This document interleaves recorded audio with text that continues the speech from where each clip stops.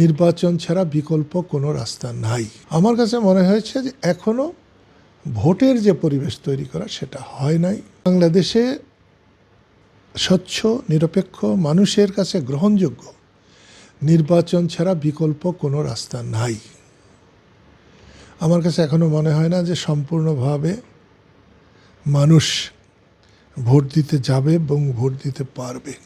টানা তৃতীয়বার অর্জন করেছে দেশের সেরা সুপার ব্র্যান্ড স্বীকৃতি বসুন্ধরা টিস্যু।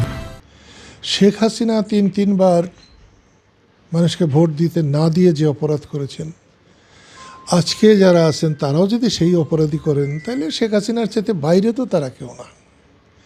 আমার কাছে মনে হয়েছে যে এখনও ভোটের যে পরিবেশ তৈরি করা সেটা হয় নাই, যে কারণে আমরা গামছার দল কৃষক শ্রমিক জনতা লীগ ইলেকশনে অংশ নেই নাই।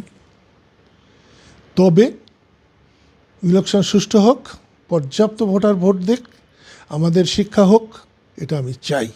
নির্বাচনে তারা অংশ নিচ্ছে না কথাটা এমন না, তাদেরকে নির্বাচনে অংশগ্রহণ করতে দেওয়া হচ্ছে না।